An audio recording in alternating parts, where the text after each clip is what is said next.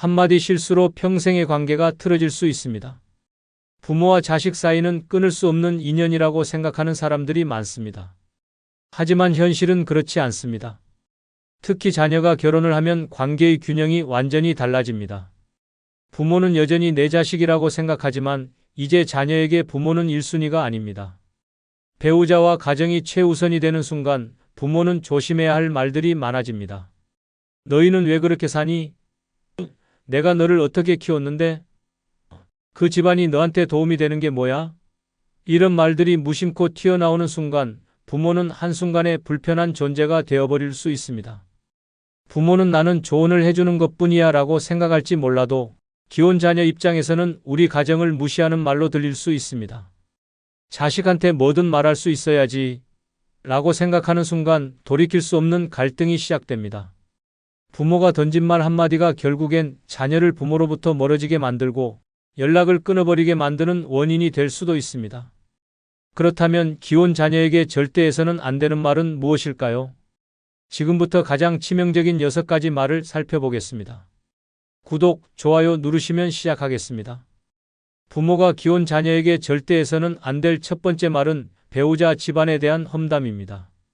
자녀가 결혼을 하면 이제 그들의 인생에는 새로운 가족이 생깁니다. 하지만 많은 부모들은 이를 인정하지 않고 결혼했어도 우리 자식이지 사돈이 무슨 상관이야? 라는 태도를 보입니다. 문제는 이런 태도가 고스란히 말로 드러난다는 것입니다. 그 집안은 도대체 왜 그러니? 내 시댁 눈치 보지 마. 우리만 챙기면 돼. 그 집안은 도대체 하는 게 뭐야? 사돈이 뭐 그렇게 뻔뻔하냐? 이런 말들은 기혼 자녀들에게 깊은 상처를 남깁니다. 부모 입장에서는 나는 우리 자식 편을 들어주는 거야 라고 생각할 수도 있습니다. 하지만 자녀 입장에서는 우리 배우자와 그 집안을 무시하는 건 결국 내 결혼을 부정하는 거야 라는 생각이 들 수밖에 없습니다. 배우자의 가족을 무시하는 순간 갈등은 걷잡을 수 없이 커집니다. 특히 시부모가 며느리의 친정에 대한 험담을 하거나 장모가 사위의 부모를 깎아내리는 경우 더 심각한 문제가 발생합니다. 우리 사돈네는 도대체 뭐 하는 사람들이야? 명절 때 얼굴도 안 비추고 그 집안은 돈도 없고 배운 것도 없잖아. 사돈네가 너무 뻔뻔하게 구는 거 아니야? 너도 그 집안 닮아서 그래? 이런 말이 한 번이라도 나오면 자녀는 부모와 거리를 두기 시작합니다. 이제 결혼했으니까 내 배우자와 그 가족을 지켜야 한다는 방어적인 태도가 생기고 부모와의 관계는 점점 멀어집니다.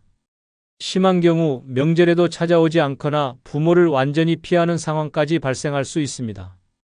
특히 내 부모가 내 배우자의 부모보다 더 중요하다는 태도로 접근하면 문제는 더욱 심각해집니다. 자녀 입장에서는 배우자의 가족도 이제 자신의 가족이기 때문에 어느 한쪽 편을 들라는 부모의 요구가 극도로 부담스러울 수밖에 없습니다.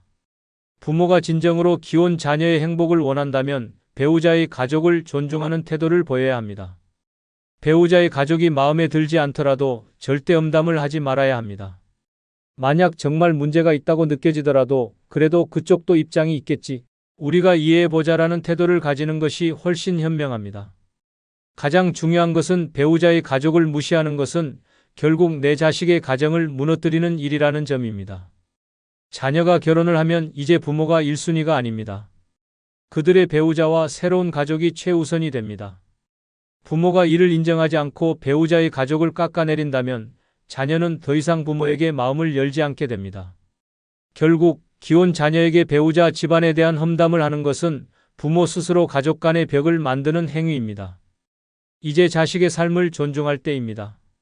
그 집안도 우리 가족이야 라는 마음을 가지는 것이 오히려 자식과의 관계를 더 돈독하게 만드는 비결입니다. 두 번째는 너희가 나를 돌보지 않으면 난 어떻게 해야 하니? 라는 말입니다. 이 한마디는 단순한 하소연이 아닙니다. 자식들에게 부담과 죄책감을 떠넘기는 폭탄과 같습니다. 부모는 늙어갈수록 의지할 곳이 필요하다고 생각합니다. 그러나 그 의지가 반드시 자식이어야 할까요? 이런 말을 듣는 순간 자식들은 두 가지 반응을 보입니다.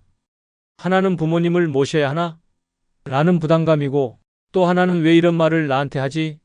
라는 반발심입니다. 결국 이 말은 부모가 원하는 결과를 가져오지 못할 가능성이 큽니다. 요즘 세상은 과거처럼 대가족이 함께 사는 시대가 아닙니다.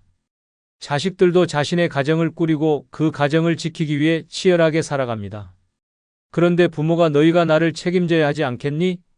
라는 뉘앙스를 풍기면 자식들은 스스로 감당할 수 없는 짐을 떠안는 것처럼 느낍니다. 그리고 가장 큰 문제는 이 말이 부모와 자식 사이의 관계를 삐걱거리게 만든다는 것입니다. 자식들은 부모를 사랑하지만 자신의 삶을 포기하면서까지 부모를 모시고 돌볼 수는 없습니다. 그렇다고 해서 부모를 외면하는 것도 아닙니다. 그러나 부모가 너희가 나를 돌보지 않으면 난 어쩌란 말이냐라고 말하는 순간 자식들은 사랑과 책임감 사이에서 갈등을 겪게 됩니다. 그 결과는 부모와의 거리감으로 이어질 수 있습니다. 부담이 되는 관계에서 자식들은 점점 부모를 피하려 할 것입니다. 부모님과 함께하는 시간을 줄이거나 아예 연락을 멀리할 수도 있습니다. 부모의 노후는 자식이 아닌 스스로 준비해야 합니다. 나를 돌봐줄 사람이 없으면 나는 어떻게 해야 하나라는 생각을 자식들에게 전가하는 것은 절대 좋은 선택이 아닙니다. 오히려 부모가 자립적인 태도를 보이고 난 내 노후를 내가 준비하고 있어라는 모습을 보여줄 때 자식들은 부모를 더욱 존경하고 기꺼이 도움을 주고 싶어집니다. 부모가 자식에게 해야 할 말은 너희는 너희의 삶을 살아라입니다. 자식들에게 내 노후가 너희 손에 달렸다는 식의 부담을 주는 순간 그 관계는 어긋나기 시작합니다. 부모가 스스로를 돌볼 준비를 하고 자식들에게 부담을 주지 않는다면 오히려 자식들은 부모를 더 챙기고 싶어질 것입니다. 결국 자식들에게 미래를 의존하는 것보다 부모가 스스로 선택하고 준비하는 것이 더 현명한 길입니다. 세 번째 말은 솔직히 너보다 내 동생이 더 속을 덜 썩였어. 혹은 내 형은 정말 믿음직스러웠는데 넌 늘 걱정이야. 같은 편의 발언입니다. 이 한마디는 부모가 의도하든 의도하지 않든 자식들의 가슴에 깊은 상처를 남기고 형제들 간의 감정을 돌이킬 수 없게 만들 수 있습니다. 부모는 가벼운 농담처럼 이야기할 수도 있지만 듣는 자식 입장에서는 평생 씻을 수 없는 상처가 됩니다. 어릴 적에는 형제끼리 경쟁하면서도 부모의 사랑을 얻기 위해 애를 씁니다.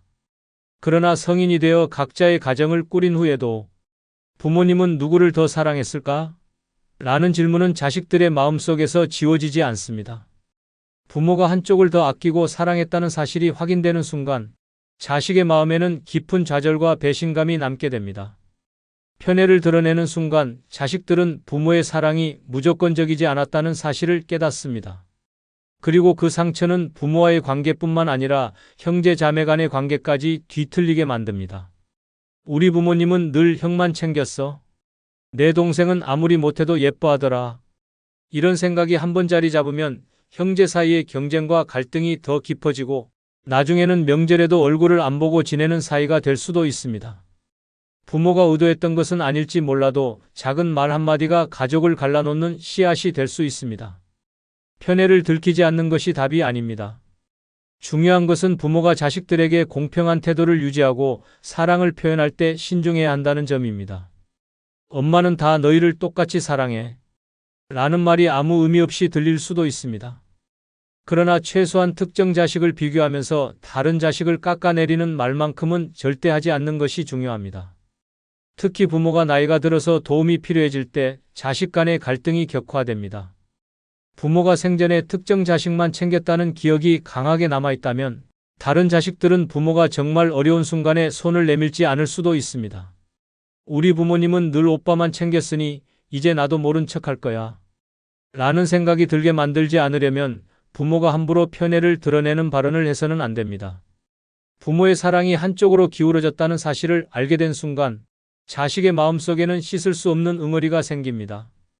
그리고 그 응어리는 결국 부모가 가장 원하는 것, 즉 가족 간의 화목을 무너뜨리는 가장 큰 원인이 됩니다. 평생을 함께한 자식들과 마지막까지 좋은 관계를 유지하고 싶다면 부모는 절대 자식 간의 편애 사실을 드러내서는 안 됩니다. 부모가 기혼 자녀에게 절대 해서는 안 될 네 번째 말은 너희 배우자는 솔직히 별로야 같은 말입니다. 이 말 한마디는 자식과 부모의 관계를 단번에 얼어붙게 만들고 심지어 갈등을 일으킬 수도 있습니다. 부모 입장에서는 난 그냥 솔직하게 말한 것뿐이야 라고 생각할 수도 있지만 자식 입장에서는 내 결혼을 부정하는 거야? 라는 깊은 상처로 남습니다. 많은 부모들이 자녀의 배우자를 보며 이런 생각을 할 수 있습니다. 내 자식이 더 좋은 사람과 결혼했으면 좋았을 텐데. 하지만 그런 감정을 그대로 내뱉는 순간 자식의 마음은 부모에게서 멀어지기 시작합니다. 넌 아깝다. 더 좋은 사람 만날 수 있었는데. 저 사람이 내 짐이 될까봐 걱정된다. 솔직히 내 배우자는 우리 가족이랑 좀 안 맞아. 이런 말들은 자식을 위하는 조언처럼 보일 수도 있습니다. 하지만 실제로는 자식의 결혼 생활에 불안을 심어주고 부모와 자식 간의 갈등만 불러일으킵니다. 배우자에 대한 부정적인 말을 들으면 자식은 고민에 빠질 수밖에 없습니다. 부모님 말이 맞을까? 내 결혼이 정말 잘못된 선택이었나? 부모님이 배우자를 인정하지 않으면 앞으로 명절이나 가족 모임은 어떻게 하지? 결국 자식은 부모와 배우자 사이에서 심각한 스트레스를 받게 됩니다. 심한 경우에는 부모와의 관계를 끊고 배우자를 선택하는 자식들도 많습니다. 부모 입장에서는 내가 키운 자식인데 저 배우자가 우리 가족을 갈라놓는다라고 생각할 수도 있지만 사실관계를 단절시키는 것은 부모의 부정적인 발언입니다. 또한 자녀의 결혼 생활은 부모가 아닌 본인이 책임질 문제입니다. 부모가 생각하는 배우자의 단점이 자식에게는 장점일 수도 있습니다. 결혼 생활에서 가장 중요한 것은 배우자와 자식이 어떻게 함께 살아가느냐이지 부모의 시선이 아닙니다. 부모가 자녀의 행복을 진심으로 바란다면 배우자에 대한 평가보다는 내가 행복하다면 난 그걸로 충분하다. 라는 지지의 말을 해주는 것이 훨씬 중요합니다. 배우자의 단점이 걱정된다면 직접적으로 지적하는 대신 힘든 일이 있으면 언제든지 말해라. 라는 식으로 자식이 스스로 고민할 수 있도록 길을 열어주는 것이 더 현명한 방법입니다. 결국 배우자에 대한 부정적인 말을 하면 할수록 부모는 자식과 멀어질 수밖에 없습니다. 내 눈에는 부족해 보여도 내 자식이 선택한 사람이니 존중한다. 라는 자세를 가지는 것이 부모와 자식 간의 건강한 관계를 유지하는 가장 좋은 방법입니다. 부모가 키운 자녀에게 절대 해서는 안 될 5번째 말은 손주들의 교육 방식에 대한 간섭입니다. 자식들이 아이를 어떻게 키우든 그건 그들의 선택이고 책임입니다. 하지만 많은 조부모들은 내가 애들 키워봐서 아는데라는 태도로 손주의 교육에 대해 끊임없이 개입하려 합니다. 요즘 애들은 너무 나약해. 예전에 우리 때는 애가 이렇게 버릇없이 크면 나중에 어쩌려고 그래? 너네가 너무 애를 오냐오냐 키우는 거 아니야? 이런 말들은 키운 자녀들에게 강한 반감을 불러일으킵니다. 부모 입장에서는 나는 경험이 많으니까 좋은 조언을 해주는 거야 라고 생각할 수 있습니다. 하지만 자식들에게는 우리 교육 방식이 잘못됐다는 건가? 라는 부담과 스트레스가 쌓이게 됩니다. 특히 요즘 세대의 육아 방식은 과거와는 완전히 다릅니다. 예전에는 애들은 맞으면서 큰다는 식의 훈육이 일반적이었지만 지금은 아이의 감정을 존중해야 한다는 식으로 변화했습니다.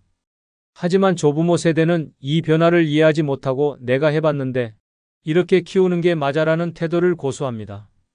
결과적으로 이런 충돌은 갈등으로 이어집니다.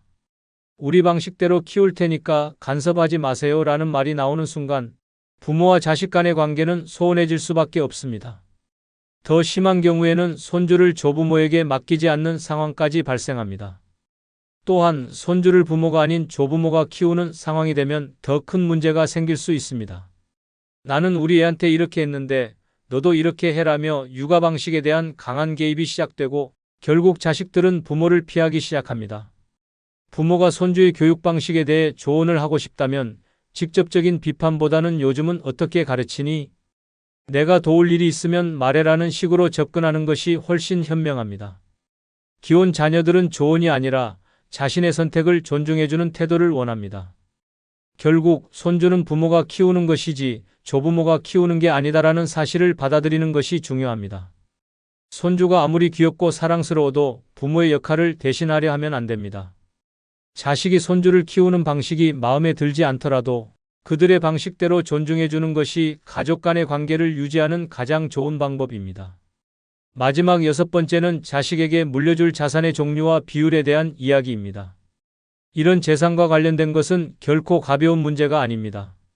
부모가 이 주제를 꺼내면 자식들의 마음속에서는 한치의 오차 없이 갈등이 시작됩니다. 왜냐하면 재산의 분배는 단순한 금전적 문제가 아니라 가족 간의 관계, 신뢰, 그리고 가치관까지 모두 엮여 있는 복잡한 문제이기 때문입니다. 부모가 이 집은 너희에게 물려줄 거야. 나머지는 나 혼자 쓸게라고 말하는 순간 자식들은 그 말 속에 숨겨진 의도와 뉘앙스를 파악하려고 합니다. 그리고 그 순간부터 가족 간의 감정은 미묘하게 달라집니다. 무심코 던진 말 한마디가 이후에 어떻게 될지 전혀 예측할 수 없게 됩니다. 첫 번째 문제는 부모가 자산을 미리 분배하겠다고 공개할 경우 자식들 간의 갈등이 촉발된다는 점입니다. 자식들은 대개 자신이 받은 만큼을 기준으로 다른 형제나 자매와 비교하기 시작합니다. 왜 나는 이만큼만 받는 거지? 혹은 왜 그 사람은 더 받는 거야? 라는 불만이 생길 가능성이 큽니다. 그런 불만은 자식들 간의 경쟁으로 번지며 점점 더 깊은 갈등으로 확장될 수 있습니다. 부모가 분배 비율을 언급하는 것 자체가 갈등을 부추기는 행동이 될 수 있다는 사실을 잊지 말아야 합니다. 아무리 부모가 이건 공평하게 나누려고 했어라고 설명하더라도 그 마음속에는 그렇지 않아, 내가 더 받을 자격이 있잖아라는 반응이 있을 수 있습니다. 두 번째로, 부모가 자산 분배 계획을 명확하게 언급하는 것은 자식들에게 불필요한 기대를 불러일으킬 수 있습니다. 부모님이 너에게 이 집을 물려줄 거야 라고 말하는 순간 그 자식은 집을 받을 수 있다는 확신에 차게 됩니다. 그러면 자연스럽게 부모님의 그 외 재산에도 관심을 가지게 되고 그 외 재산은 어떻게 될까? 라는 궁금증을 가지게 됩니다.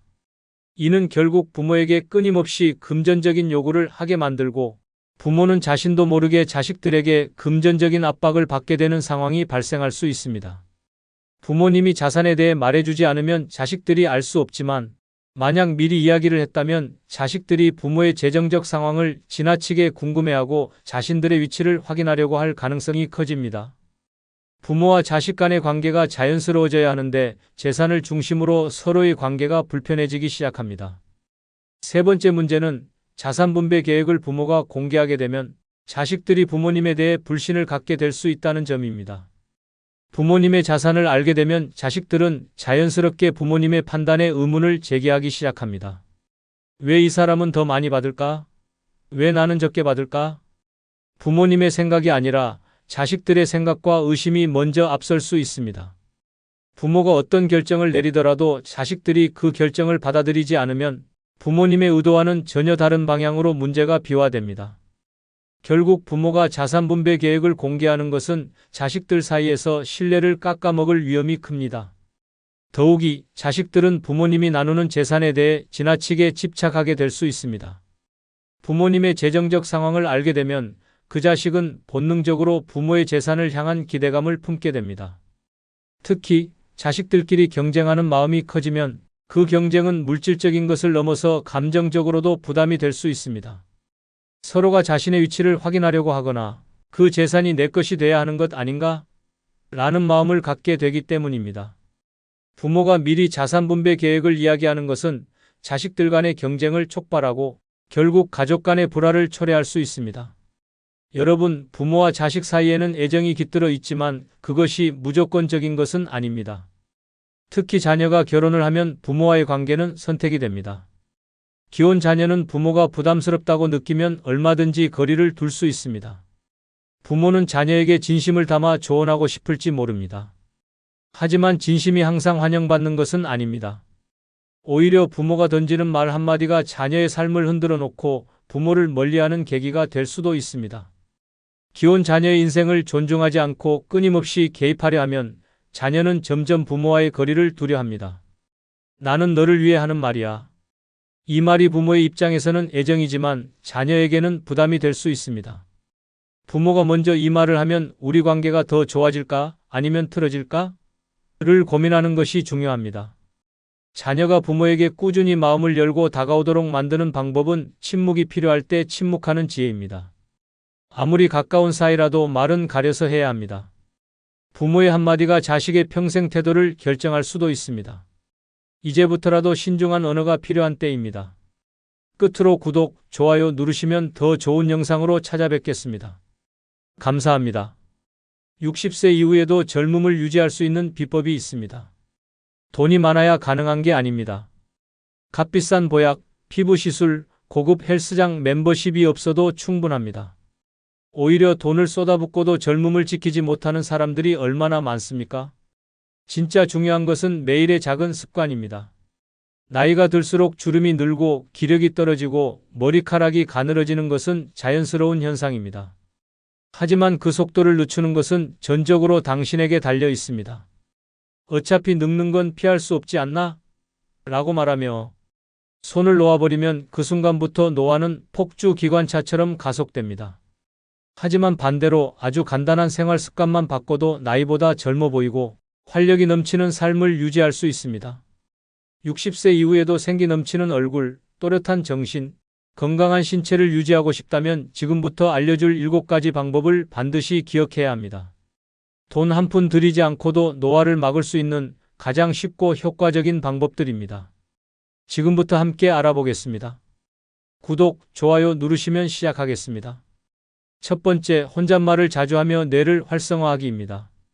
아이고, 내 정신 좀 봐. 오늘 또 밥을 태울 뻔했네. 이거 어디 뒀더라? 어제 분명 여기에 뒀는데. 이렇게 혼잣말을 하는 것이 단순한 습관이라고 생각한다면 오산입니다. 사실 혼잣말은 뇌를 깨어있게 만드는 가장 쉬운 방법 중 하나입니다. 나이가 들면서 기억력이 점점 감퇴하는 이유는 단순히 나이 때문이 아닙니다. 우리가 스스로를 자극하지 않기 때문입니다.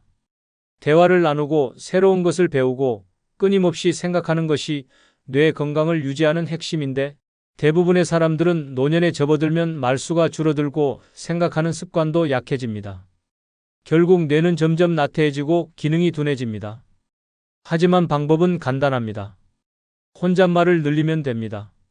과학적으로도 혼잣말이 뇌를 활성화하는데 엄청난 효과가 있다는 연구가 있습니다. 혼잣말을 하면 뇌가 스스로 사고를 정리하고 기억을 강화하며 집중력을 높이게 됩니다. 특히 소리내어 말하면 시각적 정보뿐만 아니라 청각적 자극까지 더해져서 뇌가 더욱 활발하게 움직입니다. 오늘은 뭐 먹지? 이제부터 설거지를 해야겠다. 이런 간단한 말 한마디가 치매 예방과 기억력 유지에 큰 도움이 될 수 있습니다. 혼잣말을 하는 것이 이상한 행동이라고 생각할 필요가 없습니다. 오히려 조용히 지내는 것보다 훨씬 건강한 습관입니다. 거울을 보며 오늘 컨디션 괜찮네 라고 말해 보십시오. 방 안을 걸어다니며 이제 책을 좀 읽어볼까? 라고 스스로에게 물어보십시오. 이렇게 말하는 순간 뇌는 즉각 반응하고 집중력을 발휘하며 기억을 활성화합니다.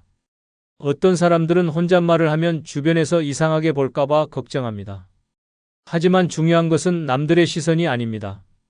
내 뇌가 어떻게 기능하는지, 어떻게 늙어가는지가 더 중요한 문제입니다. 남들 앞에서는 속으로만 이야기해도 좋습니다. 중요한 것은 혼잣말을 통해 내 생각을 정리하고 감정을 다스리며 뇌를 자극하는 것입니다. 뇌는 사용하지 않으면 점점 퇴화합니다. 하지만 끊임없이 혼잣말을 하며 스스로에게 질문하고 대답하는 것만으로도 뇌는 젊음을 유지할 수 있습니다. 더 이상 조용히 속으로만 생각하지 마세요. 이제는 입 밖으로 소리를 내어 뇌를 깨우고 활력을 불어넣을 시간입니다. 두 번째, 꾸준한 스트레칭과 가벼운 운동하기입니다. 나이가 들면 어쩔 수 없이 여기저기 쑤시는 거야. 무릎이 아프니까 그냥 가만히 쉬는 게 낫지 않겠어? 이런 생각을 하고 있다면 당장 바꿔야 합니다. 몸을 가만히 두면 더 굳어지고 더 약해질 뿐입니다. 나이가 들수록 근육은 자연스럽게 감소하고 관절은 경직됩니다. 가만히 앉아 쉬는 것이 아니라 오히려 몸을 움직여야 노화를 늦출 수 있습니다. 가장 쉬운 방법이 바로 꾸준한 스트레칭과 가벼운 운동입니다. 스트레칭은 단순히 몸을 푸는 것이 아닙니다. 혈액순환을 원활하게 만들고 굳은 근육을 이완시키며 관절을 부드럽게 유지하는 역할을 합니다. 아침에 일어나면 기지개를 켜면서 팔과 다리를 쭉 뻗어 보십시오. 서서히 몸이 풀리면서 뻣뻣했던 관절이 부드러워지는 것을 느낄 수 있습니다.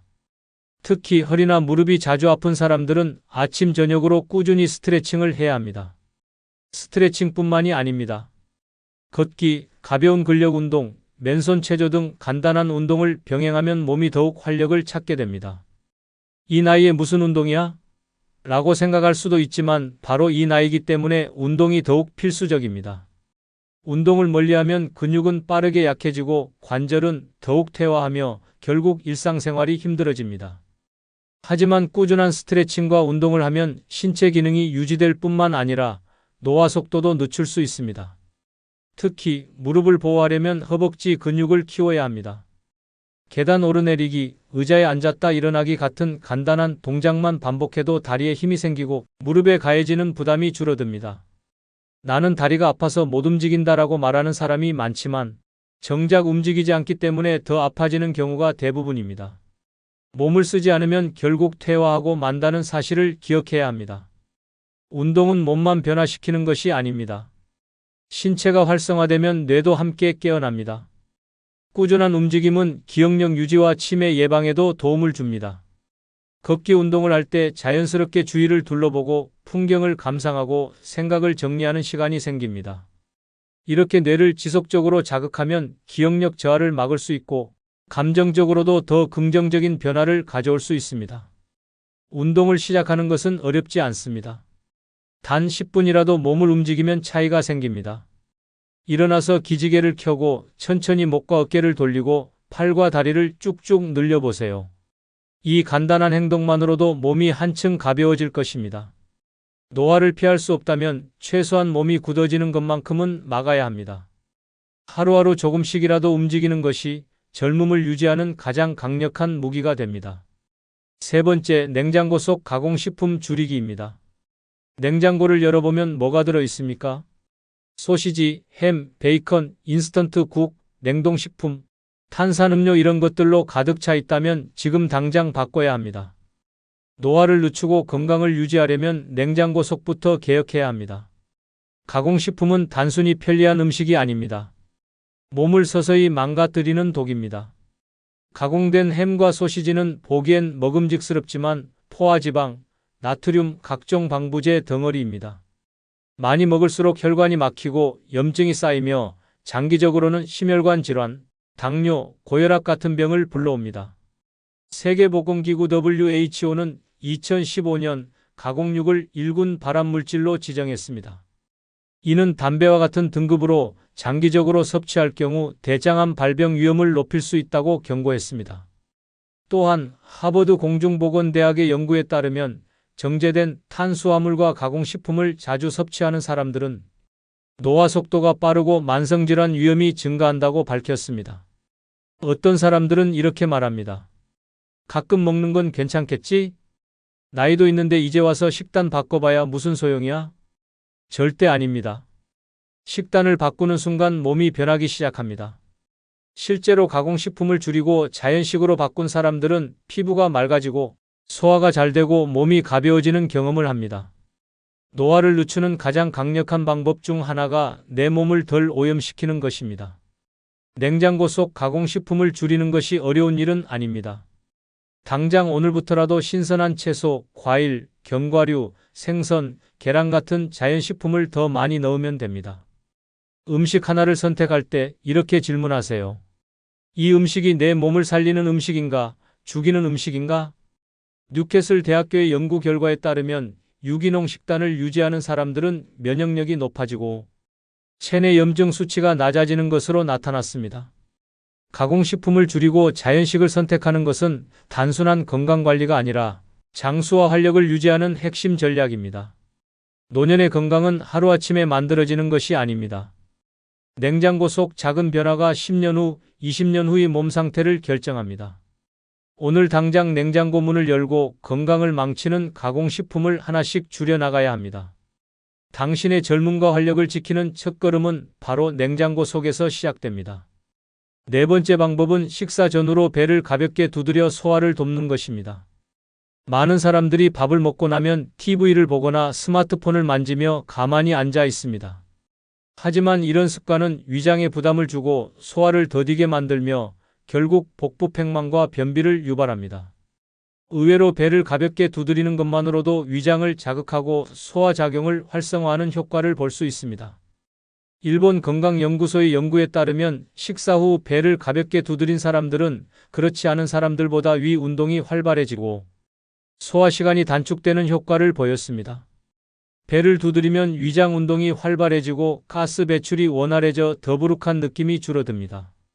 장의 연동 운동이 촉진되어 변비 예방에도 도움이 되며 혈액순환이 개선되어 복부가 따뜻해지는 효과도 얻을 수 있습니다. 단순한 습관처럼 보이지만 실제로 장 기능을 최적화하고 몸을 건강하게 유지하는 데 중요한 역할을 합니다. 식사 전에 배를 부드럽게 문질러주면 위장이 음식 섭취를 준비하는 데 도움이 됩니다.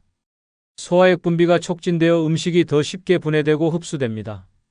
식사 후에는 손끝이나 손바닥을 이용해 리드미컬하게 배를 두드려주는 것이 좋습니다. 너무 강하게 두드리면 오히려 위에 부담이 될 수 있으므로 가볍고 일정한 리듬으로 두드리는 것이 중요합니다. 잠자기 전에는 따뜻한 손으로 천천히 배를 문질러주면 위와 장이 편안해지고 숙면에도 도움이 됩니다. 소화가 잘 되면 몸이 가벼워지고 체력이 좋아집니다. 장이 건강해야 영양소가 제대로 흡수되고 면역력도 높아집니다. 노화 방지를 위해 값비싼 건강보조제를 찾기 전에 가장 쉬운 방법부터 실천해야 합니다. 식사 후 스마트폰을 보기 전에 배를 두드리는 습관을 들이는 것만으로도 위장이 편안해지고 건강을 유지할 수 있습니다. 약을 먹는 것보다 배를 두드리는 것이 더 효과적일 수도 있습니다. 노화를 늦추고 건강한 몸을 유지하고 싶다면 지금부터라도 이 습관을 실천해야 합니다. 5번째 방법은 매일 30분 이상 햇볕을 쬐는 것입니다. 하루 종일 실내에서만 생활하는 것은 건강을 갉아먹는 가장 빠른 지름길입니다. 햇볕을 쬐는 것은 단순한 일처럼 보이지만 사실 노화를 막고 몸을 건강하게 유지하는 데 필수적인 요소입니다. 현대인들은 특히 나이가 들수록 바깥 활동을 줄이고 실내에 머무는 시간이 늘어납니다. 하지만 이 습관이 뼈 건강을 약화시키고 면역력을 떨어뜨리며 심지어 기분까지 가라앉게 만듭니다. 햇볕을 쬐면 우리 몸에서는 비타민 D가 생성됩니다. 이 비타민은 뼈를 튼튼하게 하고 골다공증을 예방하는 데 필수적입니다. 미국 국립보건원의 연구에 따르면 하루 20분에서 30분만 햇볕을 쬐어도 비타민 D 합성이 촉진되어 노인성 질환 예방에 효과적이라는 결과가 나왔습니다. 햇볕을 쬐지 않으면 뼈가 약해지고 골절 위험이 커지며 면역 체계가 약해져 감염 질환에도 쉽게 노출될 수 있습니다. 햇볕은 단순히 비타민 D 합성만 도와주는 것이 아닙니다. 세로토닌이라는 행복 호르몬 분비를 촉진하여 기분을 좋게 하고 우울감을 줄여줍니다. 햇볕을 충분히 쬐지 않으면 불안감과 우울감이 증가할 가능성이 높아집니다. 특히 나이가 들면서 사회적 활동이 줄어들고 혼자 있는 시간이 많아지면 우울증 위험이 커집니다. 하지만 아침이나 낮 시간에 햇볕을 충분히 쬐어주면 기분이 밝아지고 정신적인 건강도 함께 좋아질 수 있습니다. 햇볕을 쬐는 가장 좋은 방법은 오전 10시에서 오후 3시 사이에 적당히 바깥 활동을 하는 것입니다. 하루 30분 정도면 충분합니다. 걷기 운동을 하거나 공원에서 벤치에 앉아 있는 것도 좋습니다. 하지만 너무 강한 자외선은 피부 노화를 촉진할 수 있으므로 햇볕이 강한 한낮에는 모자를 쓰거나 선크림을 가볍게 발라 보호하는 것이 좋습니다. 햇볕을 피하는 것이 건강에 좋다고 생각하는 사람들이 많지만 오히려 적당한 햇볕은 노화를 방지하고 면역력을 높이는 강력한 자연 치료제입니다. 바깥에 나가 햇볕을 쬐는 것은 무료이고 특별한 노력이 필요하지 않습니다. 햇볕을 자주 쬐면 얼굴빛이 밝아지고 기분이 좋아지며 몸이 더 활력 있게 변합니다. 노화를 늦추고 건강한 몸을 유지하려면 오늘부터라도 햇볕과 친해지는 것이 필수입니다. 6번째 방법은 가끔 손글씨를 써서 뇌를 자극하는 것입니다. 손으로 글씨를 쓰는 것은 단순한 행위처럼 보이지만 사실 뇌를 활성화시키고 노화를 늦추는 강력한 도구입니다. 요즘은 스마트폰과 컴퓨터 덕분에 손글씨를 쓸 일이 거의 없어졌습니다. 하지만 이 편리함이 우리 뇌를 게으르게 만들고 인지 능력을 빠르게 떨어뜨리는 원인이 되고 있습니다. 나이가 들수록 기억력이 감퇴하고 뇌 기능이 저하되는 것은 자연스러운 현상이지만 손글씨를 꾸준히 쓰면 이런 변화를 늦출 수 있습니다. 손으로 글씨를 쓰면 뇌의 여러 영역이 동시에 활성화됩니다. 미국 프린스턴 대학 연구팀에 따르면 손글씨를 쓰는 것은 단순한 타이핑보다 더 깊은 기억을 형성하는 데 효과적이라고 밝혔습니다. 실제로 필기를 하는 과정에서 뇌의 감각 운동 영역이 활성화되며 생각을 정리하는 능력이 향상됩니다. 컴퓨터나 스마트폰으로 입력할 때는 손가락만 사용하기 때문에 뇌가 덜 자극되지만 손글씨를 쓰면 손의 움직임이 더욱 복잡해지고 뇌를 더욱 활발하게 사용하게 됩니다. 손글씨를 쓰면 자연스럽게 집중력이 높아집니다. 스마트폰을 사용할 때는 몇 초 만에 답장을 하고 생각 없이 입력하는 경우가 많습니다. 하지만 종이에 글씨를 쓸 때는 글자 하나하나에 집중하게 됩니다. 이러한 과정이 뇌를 자극하고 정보 처리 속도를 높이며 치매 예방에도 도움이 됩니다. 일본에서는 실제로 치매 환자들에게 하루에 10분씩 손글씨를 쓰도록 하는 프로그램이 운영되며 환자들의 기억력과 인지 기능이 향상되었다는 연구 결과도 있습니다. 손글씨를 쓰는 것은 특별한 도구가 필요하지 않습니다. 일기를 손으로 써도 좋고 좋아하는 문장을 따라 써보는 것도 좋은 방법입니다. 특히 손으로 편지를 써서 가까운 사람들에게 전하는 것도 뇌 건강에 도움이 됩니다. 편지를 쓰는 과정에서 상대를 떠올리며 감정을 정리하는 것이 감성적인 자극이 되어 뇌의 활성화를 돕습니다. 또한 손글씨를 쓰면서 필체를 신경 쓰다 보면 손의 감각이 더욱 예민해지고 미세한 근육 운동이 강화됩니다. 필체를 아름답게 유지하려는 노력 자체가 뇌의 활동을 촉진하는 효과를 가져옵니다.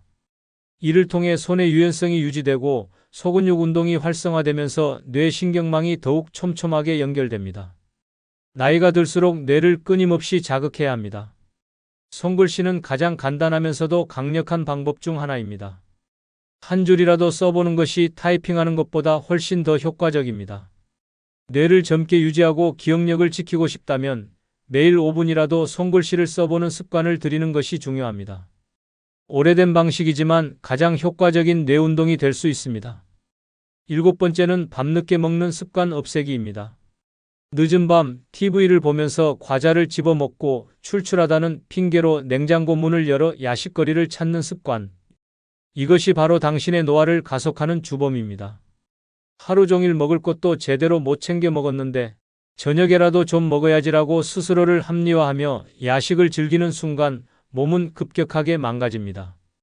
밤늦게 먹는 음식은 몸속에서 독이 됩니다. 소화기관은 밤이 되면 활동을 멈추고 쉬어야 합니다. 하지만 늦은 시간에 무언가를 먹는 순간 위장은 강제 야근을 시작합니다. 몸은 소화를 시키느라 에너지를 소모하고 그 결과 수면의 질이 떨어지며 성장 호르몬 분비가 줄어듭니다. 성장 호르몬은 피부 재생과 면역력 유지에 중요한 역할을 하는데 이 호르몬이 부족해지면 피부는 푸석푸석해지고 몸속 염증이 증가하면서 노화가 급격히 진행됩니다. 늦은 밤에 라면 하나 정도야 괜찮겠지. 이런 생각이 당신을 무너뜨립니다. 라면, 치킨, 피자, 과자는 밤에 먹는 순간 살로 변하는 마법을 부립니다. 왜냐하면 야식으로 섭취한 칼로리는 밤새 사용되지 않고 고스란히 지방으로 저장되기 때문입니다. 특히 60세 이후에는 신진대사가 느려져서 같은 양을 먹어도 지방이 더욱 쉽게 쌓입니다. 내장 지방이 늘어나면 각종 성인병 위험이 급격히 증가하고 피부 탄력도 급격히 떨어집니다. 그렇다면 어떻게 해야 할까요? 저녁 식사를 가볍게 하고 자기 전 최소 3시간은 공복 상태를 유지하는 것이 핵심입니다. 밤이 되면 몸은 회복 모드로 전환됩니다. 공복 상태에서 잠자리에 들면 몸은 성장 호르몬을 활성화하고 노폐물을 배출하며 피부 세포를 재생시킵니다. 결과적으로 더 젊고 활기찬 아침을 맞이할 수 있습니다. 하지만 저녁을 일찍 먹으면 배고파서 잠을 못 자는데요? 라는 사람이 있을 수 있습니다. 이럴 때는 뜨거운 차 한 잔을 마시거나 소량의 견과류를 섭취하는 것이 좋습니다. 이것만으로도 뇌는 배고픔이 해소되었다는 신호를 보내며 불필요한 야식을 막아줍니다. 밤늦게 먹는 습관을 끊으면 피부가 맑아지고 몸이 가벼워지고 아침에 개운하게 일어날 수 있습니다. 반대로 야식을 계속하면 복부비만, 노화가속, 수면 장애, 위장병, 당뇨병 등 각종 문제들이 찾아옵니다.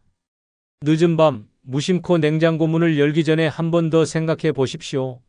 지금 이 순간 젊음을 지킬 것인가 아니면 포기할 것인가? 당신의 선택에 따라 인생의 후반전이 달라질 것입니다. 노화를 늦추는 것은 결코 어려운 일이 아닙니다. 오늘 당장 따라할 수 있는 간단한 습관들만 실천하면 됩니다. 많은 사람들이 돈을 써야만 젊음을 유지할 수 있다고 착각합니다. 하지만 중요한 것은 몸과 마음을 어떻게 관리하느냐입니다. 매일 조금씩 몸을 움직이고 건강한 음식을 섭취하고 햇볕을 쬐며 뇌를 자극하는 습관을 들이는 것만으로도 인생의 후반전을 훨씬 더 젊고 활기차게 살아갈 수 있습니다. 지금도 늦지 않았습니다. 몸이 망가지는 속도를 늦출지 아니면 그대로 방치할지는 전적으로 당신의 선택에 달려 있습니다. 남들이 부러워하는 건강한 노후를 맞이할 것인지 아니면 하루하루 병원과 약에 의존하며 살 것인지 지금 결정해야 합니다. 돈 없이도 젊음을 유지할 수 있는 가장 쉬운 7가지 방법, 이제 알고만 있지 말고 직접 실천해 보세요. 당신의 미래는 오늘의 선택에 달려 있습니다. 끝으로 구독, 좋아요 해주시면 복 받으실 겁니다. 감사합니다. 인생의 끝자락에 서면 누구나 자신이 살아온 시간을 돌아보게 됩니다. 하지만 그 순간 후회가 밀려온다면 어떨까요? 조금만 더 용기를 냈더라면, 조금만 더 사랑했더라면, 조금만 더 내 인생을 즐겼더라면 하는 생각들이 머릿속을 떠나지 않는다면 남은 시간은 그 후회 속에서 갇히고 말 것입니다. 우리는 지금 살아있는 동안 이 후회들을 미리 알아야 합니다. 그래야만 마지막 순간 잘 살았다고 말할 수 있기 때문입니다. 죽음을 앞둔 수많은 사람들이 입을 모아 말하는 가장 후회되는 것들, 우리는 과연 같은 후회를 하지 않을 자신이 있을까요? 이제부터 당신이 죽기 전에 반드시 피해야 할 7가지 후회를 이야기해 보겠습니다. 지금이라도 바꿀 수 있다면 당신의 남은 삶은 후회가 아닌 만족으로 채워질 것입니다. 구독, 좋아요 누르시면 시작하겠습니다. 첫 번째 후회는 배우자에게 더 따뜻하게 대해주지 않은 것입니다. 사람은 곁에 있는 것의 소중함을 쉽게 잊습니다. 특히 오랜 세월을 함께한 배우자는 공기처럼 당연한 존재가 되어버립니다. 처음에는 사랑한다, 고맙다, 보고 싶다며 수없이 감정을 표현했지만 시간이 흐르면서 그 말들은 점점 줄어듭니다. 대신 잔소리와 불평이 자리 잡고 상대방의 배려와 희생이 익숙해집니다. 그러다 어느 날 그 사람이 사라졌을 때 깨닫게 됩니다. 너무 늦어버린 후회만 남았다는 사실을. 한 노부부의 이야기가 있습니다. 40년 넘게 함께 살아온 두 사람은 티격태격하며 평범한 노년을 보내고 있었습니다. 남편은 무뚝뚝한 성격이었고 아내는 말이 많았습니다. 남편은 아내의 걱정 어린 잔소리가 귀찮다고 생각하며 늘 대충 넘겼습니다. 당신도 좀 쉬어. 밥은 챙겨 먹었어? 이제 나랑 좀 시간 보내자. 그러나 남편은 항상 알았어. 됐어. 바빠. 라며 시큰둥하게 반응했습니다. 그러던 어느 날 아내가 갑자기 세상을 떠났습니다. 남편은 집안 곳곳에서 아내의 흔적을 발견하며 비로소 자신이 그녀에게 얼마나 무심했는지를 깨달았습니다. 아내가 평생 써온 일기장을 펼쳤을 때 그는 참을 수 없이 눈물이 흘렀습니다. 당신이 내 손을 한 번만 잡아줬더라면 내가 좀 덜 외로웠을 텐데. 그제야 남편은 깨달았습니다. 함께했던 순간들 속에서 아내가 얼마나 자신에게 사랑을 바라고 있었는지를. 하지만 이제 아내는 없었습니다. 사랑한다고 고맙다고 말하고 싶었지만 그 말을 들어줄 사람이 없었습니다. 배우자는 오래된 가구가 아닙니다. 시간이 지날수록 더 많은 애정을 쏟아야 하는 존재입니다. 사랑한다고 보고 싶다고 고맙다고 표현하지 않으면 결국 후회하게 됩니다. 우리는 언제나 내일이 올 것처럼 살지만 어느 날 갑자기 이별이 찾아올 수도 있습니다. 아직 늦지 않았습니다. 배우자가 곁에 있다면 지금이라도 손을 잡아주고 따뜻한 말 한마디 건네세요. 그것이 나중에 후회하지 않는 길입니다. 두 번째 후회는 가족과 더 많은 시간을 보내지 않은 것입니다. 사람들은 나중에라는 말을 쉽게 합니다. 나중에 같이 밥 먹자. 시간 나면 여행 가자. 바쁘니까 다음에 보자. 하지만 그 나중에라는 약속이 영원히 오지 않는 순간이 찾아옵니다. 가족과 함께할 시간이 무한정 있을 것 같지만 실상은 그렇지 않습니다. 하루하루 지나면서 부모님은 늙어가고 자식들은 바빠지고 형제 자매와의 연락도 점점 뜸해집니다. 그러다 문득 돌아보면 너무 늦어버린 후회만 남습니다. 한 남자가 있었습니다. 그는 젊었을 때부터 가족보다는 일을 우선으로 했습니다. 성공해야 가족을 편하게 해줄 수 있다는 생각에 늘 바쁘게 살았습니다. 부모님의 전화가 와도 지금 바빠요. 라며 짧게 끊었고 자식들이 아빠 주말에 놀러 가자. 고하면 나중에 가자. 며 미뤘습니다. 그리고 그렇게 수십 년이 흘렀습니다. 그러던 어느 날 어머니가 위독하다는 전화를 받았습니다. 급히 병원으로 달려갔지만 이미 의식이 없었습니다. 어머니의 손을 붙잡고 엄마, 나왔어. 미안해. 라고 말했지만 그녀는 끝내 눈을 뜨지 못했습니다. 장례식장에서 그는 후회했습니다. 어머니가 살아계실 때 따뜻한 한 끼 식사라도 함께 할 걸. 아무리 바빠도 시간을 내서 얼굴을 자주 보러 갈 걸. 하지만 이제 다시는 기회가 없었습니다. 사람들은 가족이 항상 곁에 있을 거라고 착각합니다. 하지만 시간이 지나면 부모님은 더 이상 우리를 기다려주지 않습니다. 자식들은 자라서 각자의 삶을 살고 형제 자매들도 각자의 가정을 꾸려 떠납니다. 우리가 바쁘다고 말하는 그 순간에도 시간은 흐르고 있습니다. 지금이라도 늦지 않았습니다. 전화 한 통이라도 걸고 가족들과 따뜻한 밥 한 끼 함께 하세요. 함께 웃고 함께 이야기하세요. 돈은 다시 벌 수 있어도 지나간 시간과 가족과의 추억은 절대 되돌릴 수 없습니다. 마지막 순간에 더 많은 시간을 보낼 거리라고 후회하지 않으려면 지금 당장 가족에게 시간을 선물해야 합니다. 세 번째 후회는 남의 시선을 너무 의식하며 산 것입니다. 살면서 가장 어리석은 짓 중 하나는 남들이 나를 어떻게 볼까? 신경 쓰느라 정작 내 삶을 제대로 살지 못하는 것입니다. 우리는 늘 남의 눈치를 보며 삽니다. 이 나이에 이 옷을 입으면 이상할까? 남들이 나를 어떻게 생각할까? 이걸 하면 사람들이 손가락질하지 않을까? 이렇게 남의 시선을 의식하다 보면 결국 하고 싶은 것도 못하고 살고 싶은 삶도 살지 못한 채 후회만 남게 됩니다. 한 여자가 있었습니다. 그녀는 평생 주변 사람들의 기대에 맞춰 살아왔습니다. 어린 시절엔 부모님의 바람대로 공부했고 결혼 후에는 좋은 며느리, 좋은 아내, 좋은 엄마가 되려고 애썼습니다. 하고 싶은 일이 있어도 이 나이에 무슨 일하는 말에 포기했고 즐기고 싶은 것도 남들이 이상하게 볼 거야 라며 참았습니다. 그러다 인생의 황혼기에 접어들고 나서야 깨달았습니다. 정작 자신의 삶은 어디에도 없었다는 사실을. 어느 날 그녀는 거울을 보며 문득 중얼거렸습니다. 나는 언제 한 번이라도 내 마음대로 살아봤을까? 평생을 참고 희생하고 남들에게 맞추며 살았지만 돌아보니 정작 그녀를 위한 삶은 단 하루도 없었습니다. 그런 자신이 너무 한심하고 속이 상했습니다. 하지만 이미 너무 늦어버렸습니다. 우리는 종종 주변 사람들의 평가와 기대에 맞춰 살아갑니다. 하지만 정작 내 삶을 책임지는 것은 그 사람들이 아닙니다. 남들이 뭐라 하든 내가 행복하면 되는 것입니다. 이 나이에 뭘이라는 말에 주눅들어 하고 싶은 걸 포기하지 마세요. 하고 싶은 일이 있으면 하고 입고 싶은 옷을 입고 가고 싶은 곳을 가세요. 마지막 순간 후회하는 인생을 살고 싶지 않다면 지금부터라도 남의 시선에서 벗어나야 합니다. 당신의 삶은 당신이 주인공입니다. 남들의 기대에 맞춰 사느라 정작 나를 잃어버리는 일이 없도록 이제라도 하고 싶은 걸 하며 살아야 합니다. 후회 없는 인생은 남이 만들어주는 것이 아니라 내가 만드는 것입니다. 네 번째 후회는 조금만 더 겸손하지 않은 것입니다. 사람은 누구나 자신이 옳다고 생각합니다. 살아온 세월만큼 쌓인 경험이 있고 그 경험이 주는 확신이 있기 때문입니다. 하지만 때로는 그 확신이 사람을 교만하게 만듭니다. 젊을 때는 몰랐던 작은 말 한마디, 사소한 태도 하나가 시간이 지나 돌이킬 수 없는 후회로 남게 됩니다. 나이가 들수록 더욱 겸손했어야 했다는 깨달음이 뒤늦게 찾아오는 것입니다. 한 남자가 있었습니다. 그는 젊은 시절 큰 사업을 일으키며 돈도 많이 벌었고 남들에게 존경받는 사람이었습니다. 자식들은 그의 성공을 자랑스러워했고 주변 사람들은 그의 의견을 존중했습니다.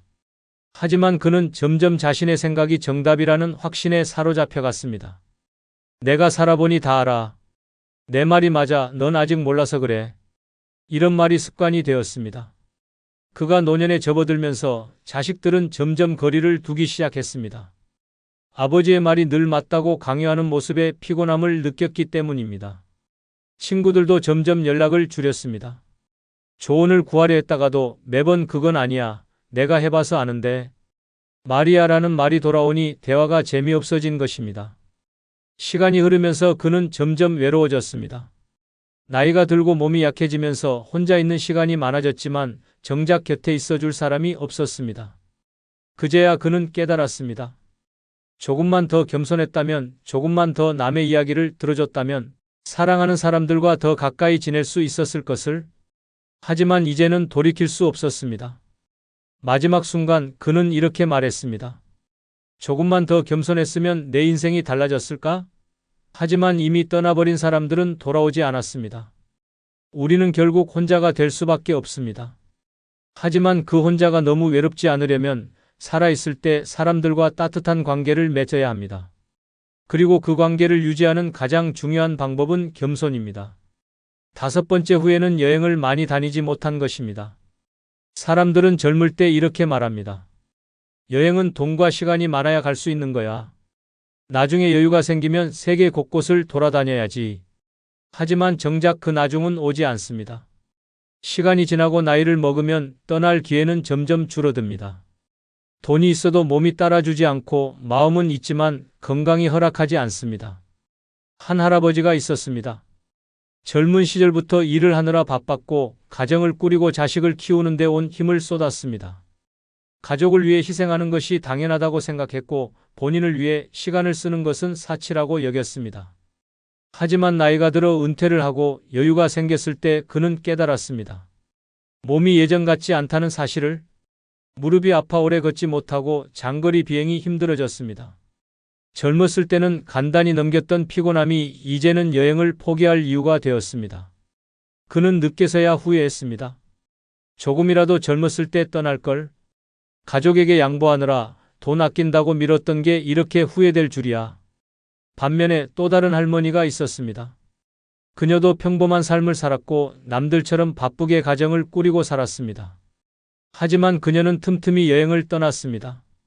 큰 돈이 없어도 짧은 국내 여행부터 시작했고 가끔씩 해외여행도 다녀왔습니다. 나중에가 아니라 지금 떠나야 한다고 생각했기 때문입니다. 그녀는 친구들과 함께 때로는 혼자서도 여행을 다녔고 수많은 추억을 쌓았습니다. 그녀가 말했습니다. 내가 가진 것 중에서 가장 소중한 건 집도 돈도 아니야. 바로 내가 다녀온 곳에서의 추억이야.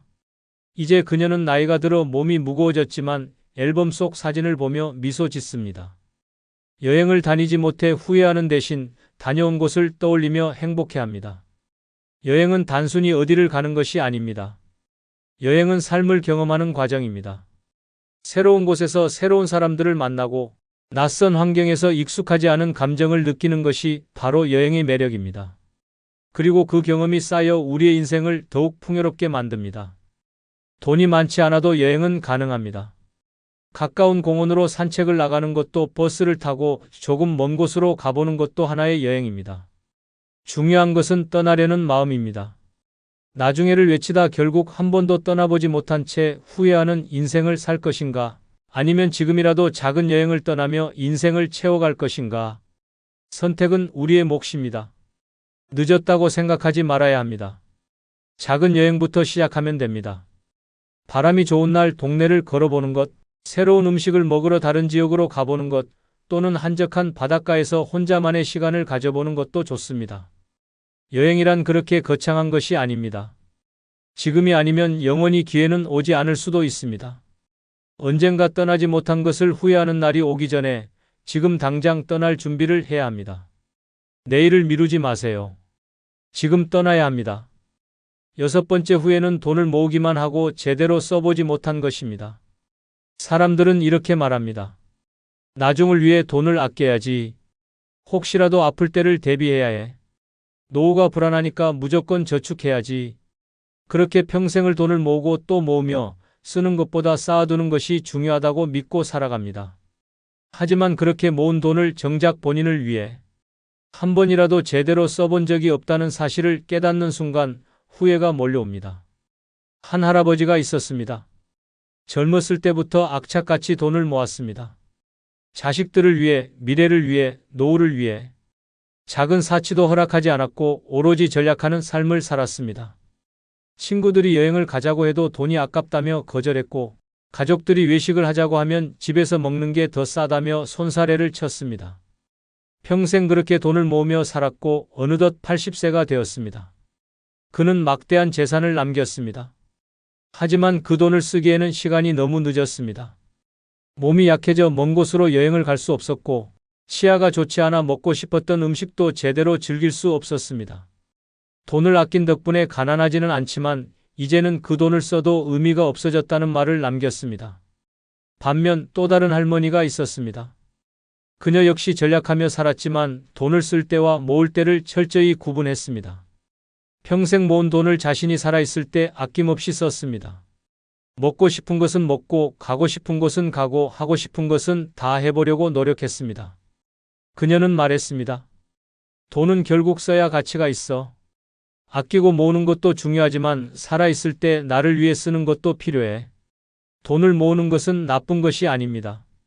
하지만 그 돈을 언제 어떻게 쓸 것인지가 더 중요합니다. 돈은 살아있을 때 써야 의미가 있습니다.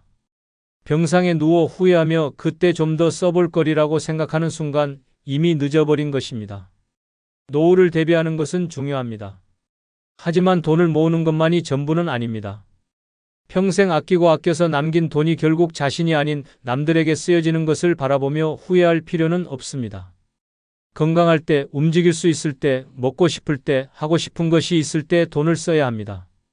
많은 사람들이 나중에라는 말을 하며 돈을 아낍니다. 하지만 그 나중은 생각보다 빨리 옵니다. 나이가 들수록 돈을 써도 감흥이 없고 건강이 나빠지면 돈이 있어도 즐길 수 없습니다. 돈을 쓸 타이밍을 놓쳐버리면 결국 후회만 남습니다. 돈은 우리를 위해 존재하는 것입니다. 무조건 아끼는 것이 아니라 필요할 때 가치 있는 곳에 나를 위해 쓰는 것이 중요합니다. 내가 살아있는 동안 내 돈을 내가 즐겨야 합니다. 언젠가 후회하지 않으려면 지금부터라도 돈을 제대로 쓰는 법을 배워야 합니다. 돈은 죽을 때까지 모으는 것이 아니라 살아있을 때 써야 하는 것입니다. 7번째 후회는 직업을 선택할 때 정말 원하는 일을 하지 않은 것입니다. 안정적인 직장이 최고야. 꿈은 사치야. 먹고 살려면 현실을 봐야지. 좋아하는 일만 하면서 살 순 없어. 이런 말을 듣고 자란 사람들이 많습니다. 그래서 많은 사람들이 자신이 정말 원하는 일이 아닌 남들이 인정하는 직업, 돈을 많이 버는 직업, 안정적인 직업을 선택했습니다. 그렇게 평생을 살았지만 인생의 마지막 순간에 가장 많이 남는 후회 중 하나가 바로 내가 정말 원하는 일을 하지 않았던 것입니다. 한 남자가 있었습니다. 그는 어릴 때부터 그림을 좋아했습니다. 캠퍼스 앞에 앉아 그림을 그리는 순간이 가장 행복했습니다. 하지만 부모님은 현실적인 직업을 가지라고 했고 그는 결국 안정적인 직장을 선택했습니다. 30년 동안 같은 회사에서 일했고 남들이 보기에 그는 성공한 사람이었습니다. 하지만 퇴직 후 그는 허탈감을 느꼈습니다. 평생을 일했는데 이게 정말 내가 원했던 삶일까? 그는 다시 붓을 들었지만 이미 늦어버린 기분이 들었습니다. 반면 또 다른 사람이 있었습니다. 그는 음악을 사랑했지만 현실적인 직업을 가져야 한다는 압박 속에서 꿈을 포기하려 했습니다. 하지만 결국 음악을 포기하지 않았고 어렵고 힘든 시기를 거쳐 음악을 직업으로 삼았습니다. 그는 말했습니다. 돈을 많이 벌지는 못했지만 적어도 내 삶은 후회가 없다. 우리는 대부분의 시간을 일하며 살아갑니다.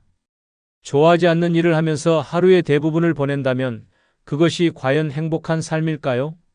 물론 현실적인 선택이 필요할 때도 있습니다. 하지만 단 한 번뿐인 인생에서 단순히 먹고 살기 위해 평생을 희생하는 것이 맞는 선택일까요? 나이가 들수록 깨닫게 됩니다. 돈이 많아도 직장이 안정적이어도 자신이 진정으로 원하는 일을 하지 않았다면 결국 후회가 남는다는 사실을 늦었다고 생각할 수도 있습니다. 하지만 아직 늦지 않았습니다.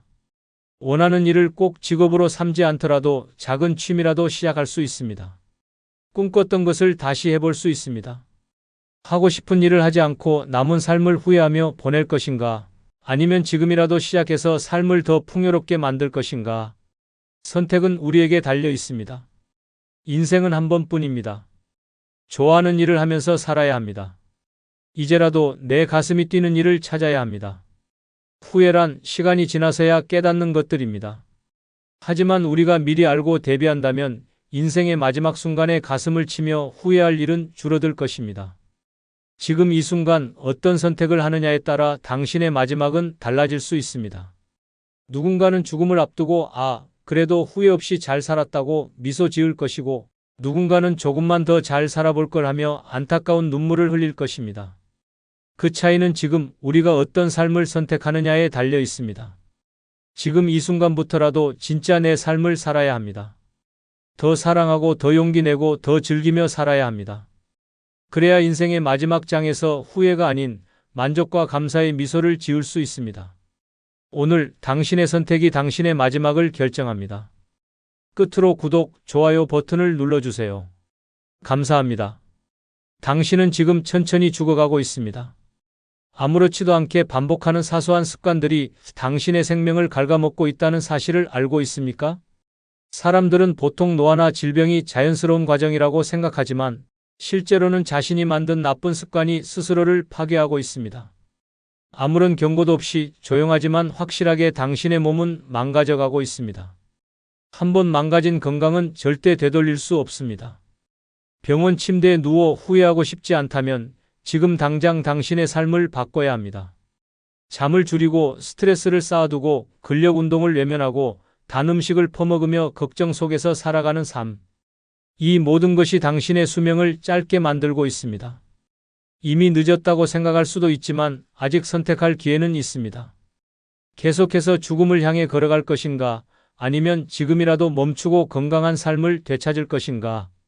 이제 선택은 당신에게 달려 있습니다.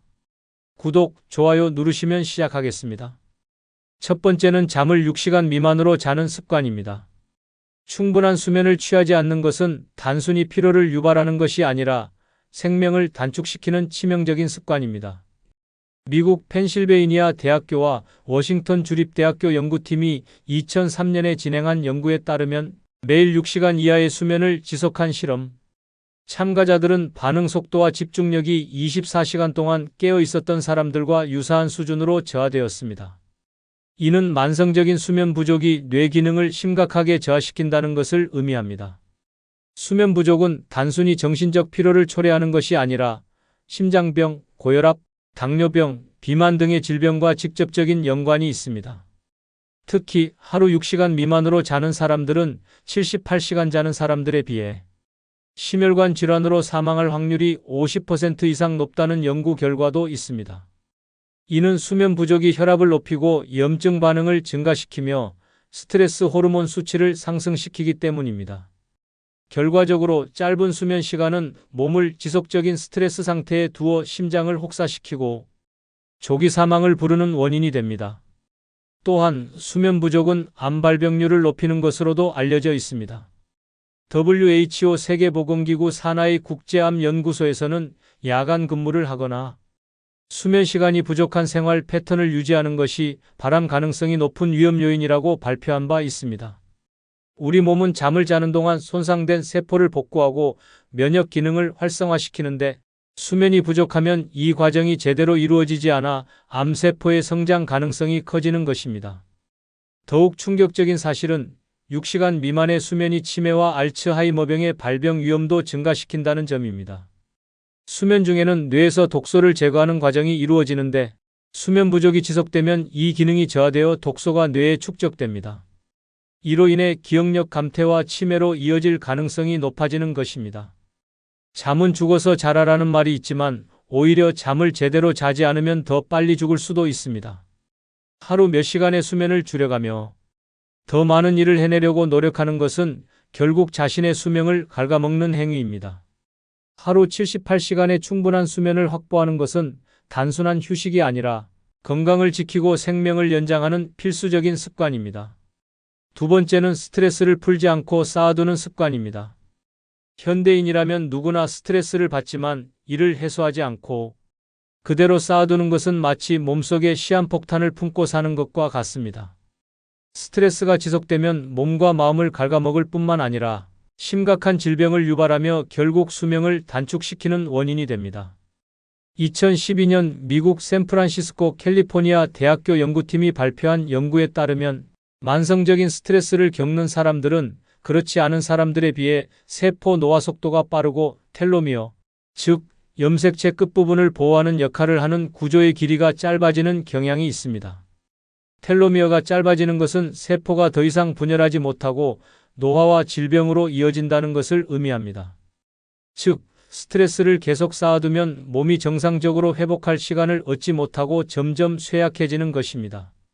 스트레스는 단순한 감정 상태가 아닙니다.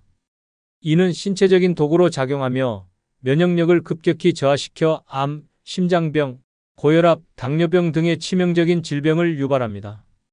특히 만성적인 스트레스는 심장에 치명적입니다.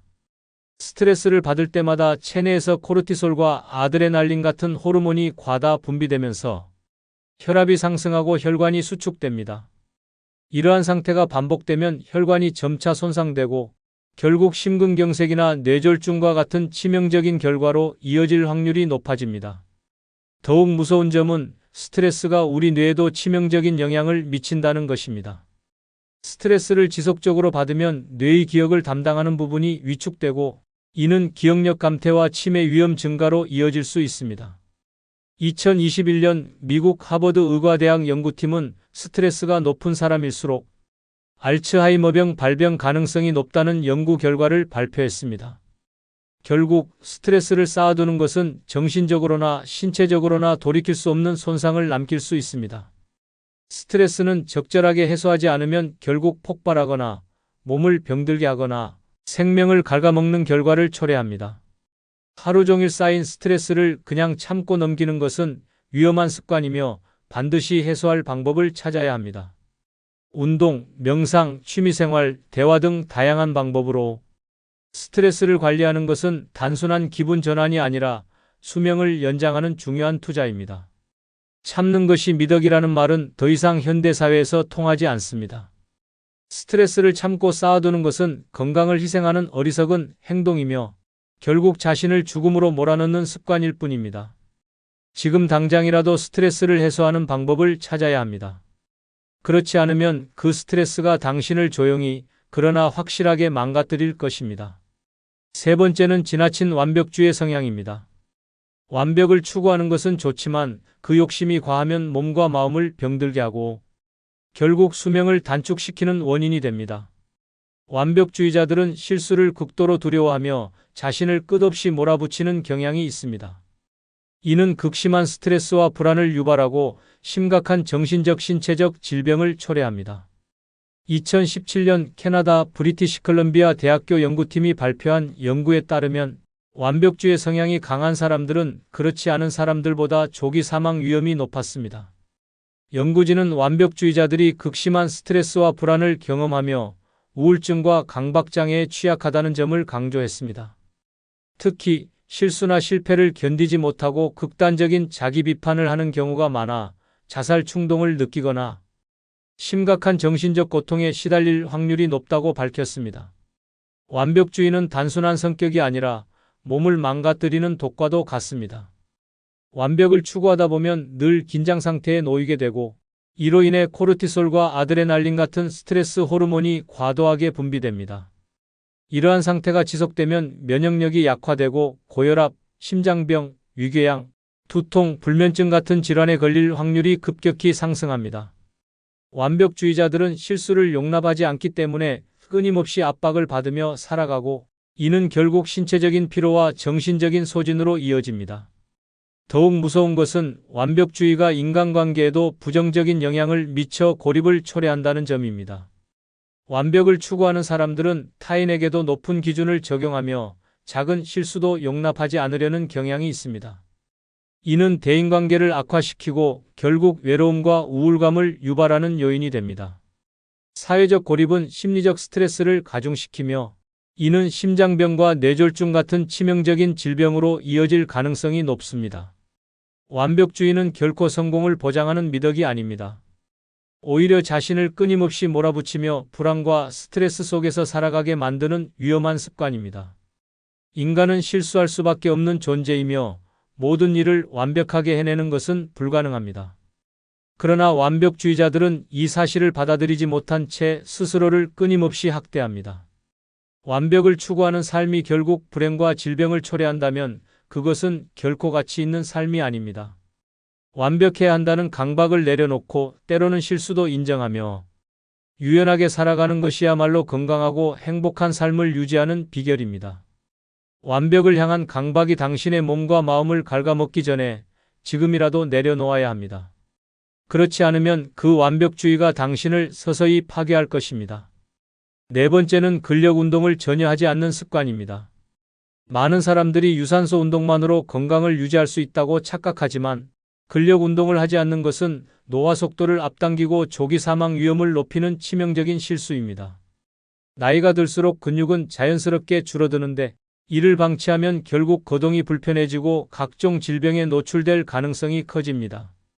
2018년 미국 미시간 대학교 연구팀이 발표한 연구에 따르면 근력이 약한 사람들은 강한 사람들보다 조기 사망 위험이 2배 이상 높았습니다. 연구진은 50세 이상의 성인 8,000명을 대상으로 10년간 추적 연구를 진행했으며 근력이 약한 그룹에서 심혈관 질환과 대사 질환으로 사망할 확률이 급격히 높아지는 것을 확인했습니다.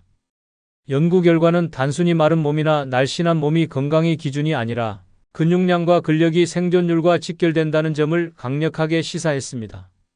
근력 운동을 하지 않으면 가장 먼저 나타나는 문제는 근육 감소입니다.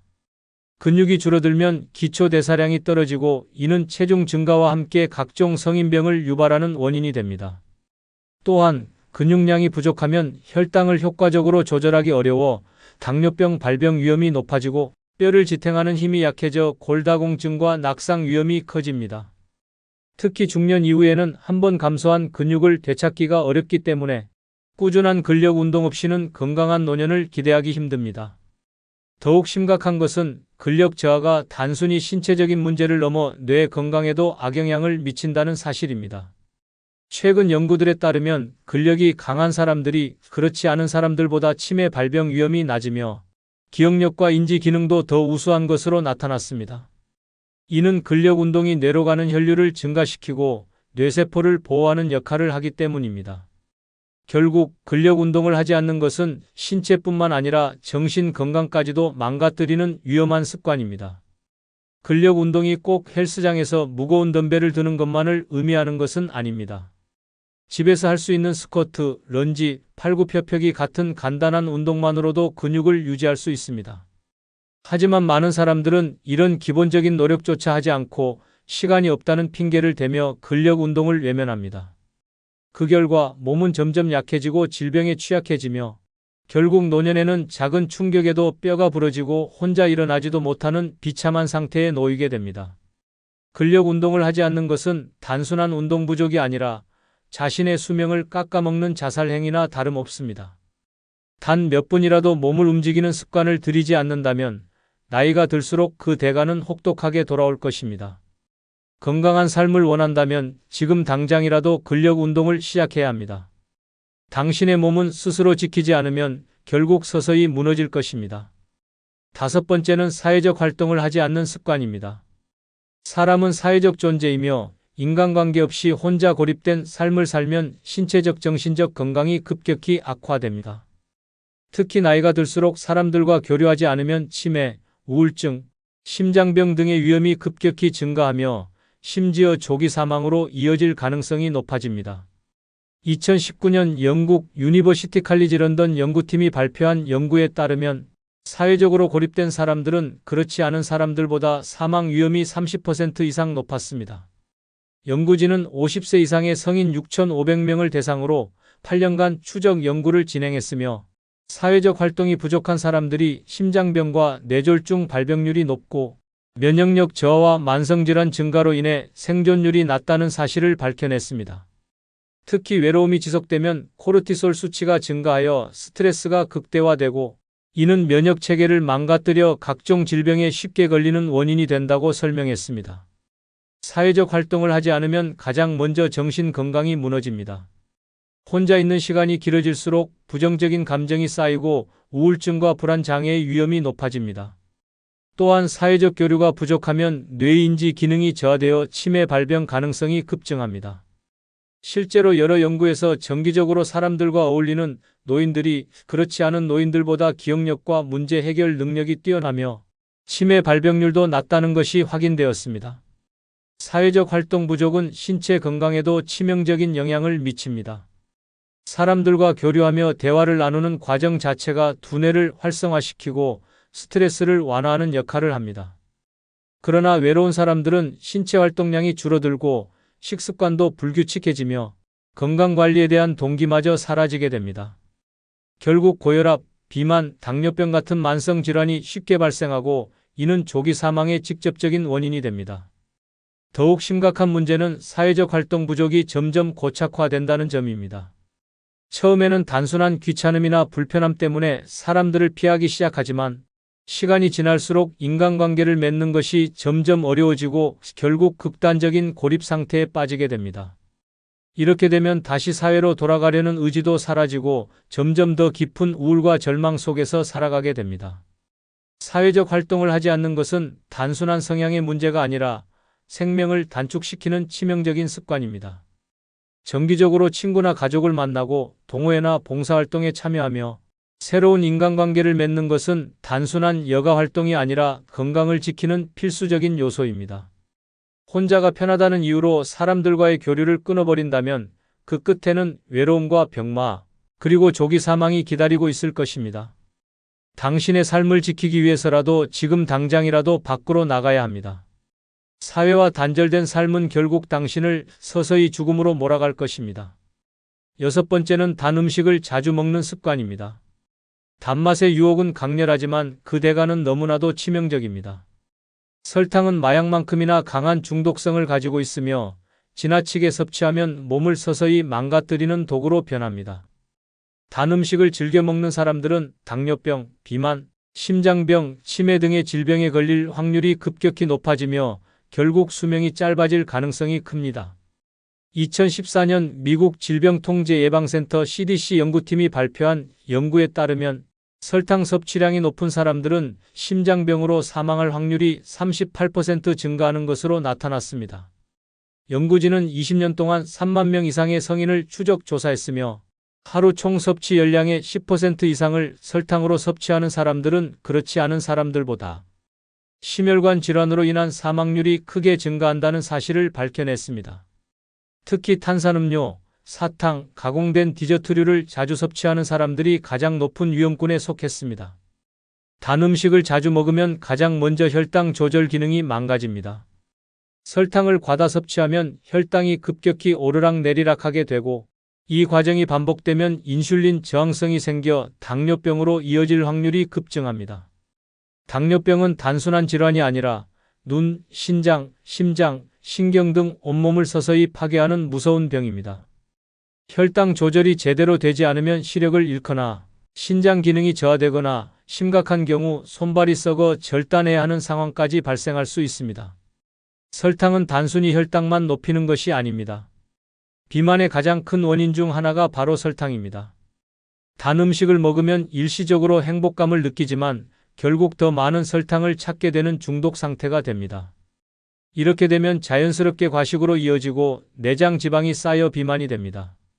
비만은 고혈압, 지방간, 심장병, 뇌졸중 등의 위험을 높이며 결과적으로 조기 사망 확률을 크게 증가시킵니다. 더욱 충격적인 사실은 설탕이 뇌를 망가뜨린다는 점입니다.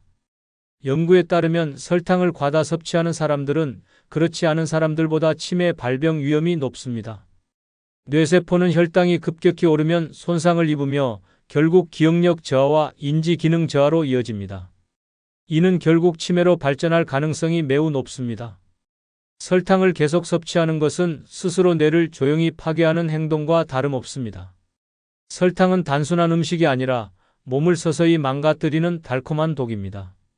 하루 한두 번의 작은 간식이 괜찮다고 생각할 수도 있지만 그 작은 습관이 쌓여 결국 건강을 완전히 무너뜨립니다.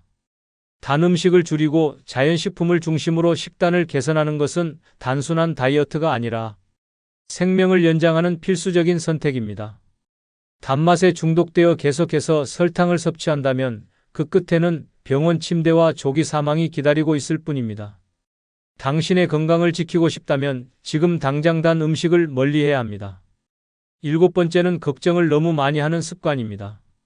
걱정은 단순한 기분이 아니라 신체를 망가뜨리고 수명을 단축시키는 독과도 같습니다. 끊임없이 부정적인 생각을 반복하면 몸은 극심한 스트레스 상태에 빠지고 면역력이 약해지며 각종 질병이 찾아옵니다. 결국 지나친 걱정은 스스로를 갉아먹고 조기 사망의 위험을 높이는 원인이 됩니다. 2018년 미국 하버드 의과대학 연구팀이 발표한 연구에 따르면 걱정이 많은 사람들은 그렇지 않은 사람들보다 조기 사망 위험이 20% 이상 높은 것으로 나타났습니다. 연구진은 30년 동안 수만 명의 데이터를 분석한 결과 만성적인 불안과 과도한 걱정이 심장병, 뇌졸중, 고혈압 같은 질병을 유발한다는 사실을 밝혀냈습니다. 특히 걱정을 많이 하는 사람들은 코르티솔이라는 스트레스 호르몬이 과다 분비되어 혈관이 손상되고 이는 심혈관 질환으로 이어질 확률이 높아진다고 설명했습니다. 걱정이 많으면 가장 먼저 뇌가 망가집니다. 불안한 생각이 계속되면 뇌는 이를 실제 위험으로 인식하고 신경계를 과도하게 활성화시킵니다. 그 결과 집중력 저하와 기억력 감퇴가 나타나고 결국 우울증과 치매 위험이 증가하게 됩니다. 불필요한 걱정이 계속되면 뇌는 쉬지 못하고 끊임없이 혹사당하게 되며 이는 정신적 피로와 함께 극심한 스트레스를 초래합니다. 지나친 걱정은 면역력도 약화시킵니다. 걱정을 많이 하면 몸은 계속해서 긴장 상태를 유지하며 면역 기능이 제대로 작동하지 못하게 됩니다. 이는 감기 같은 가벼운 질병에서부터 암과 같은 심각한 질병까지 걸릴 확률을 높이는 원인이 됩니다. 실제로 걱정이 많은 사람들이 그렇지 않은 사람들보다 감염병에 걸릴 확률이 높다는 연구 결과도 있습니다. 더욱 무서운 점은 걱정이 습관이 되면 스스로를 계속 불행 속에 가둔다는 것입니다. 걱정을 하면 할수록 뇌는 부정적인 사고방식을 강화하고 이는 다시 새로운 걱정을 만들어내는 악순환을 초래합니다. 이렇게 되면 아무리 좋은 일이 있어도 불안한 마음을 떨쳐낼 수 없고 결국 행복을 느끼지 못하는 삶을 살게 됩니다. 걱정한다고 해서 문제가 해결되는 것은 아닙니다. 오히려 걱정은 문제를 더 악화시키고 몸과 마음을 병들게 할 뿐입니다. 걱정이 습관이 되면 삶은 점점 불행해지고 건강은 무너져 내리며 결국 수명까지 단축될 것입니다. 건강한 삶을 원한다면 지금 당장 불필요한 걱정을 내려놓아야 합니다. 걱정이 당신을 서서히 죽이고 있다는 사실을 깨닫지 못한다면 그 끝에는 후회뿐인 삶이 기다리고 있을 것입니다. 당신이 지금도 이 글을 무심코 넘기고 있다면 당신의 미래는 이미 정해져 있습니다. 습관은 결코 가벼운 문제가 아닙니다. 당신이 지금 당장 바꾸지 않는다면 결국 병원 침대 위에서 주사, 바늘과 약물에 의존하며 후회하는 날이 반드시 찾아올 것입니다. 조금만 더 건강을 신경 쓸 거리라며 이미 돌이킬 수 없는 몸을 원망하게 될 것입니다. 변명할 시간은 없습니다. 바쁜 삶을 탓하고 귀찮다는 이유로 건강을 외면한 대가를 치르게 될 날이 반드시 옵니다.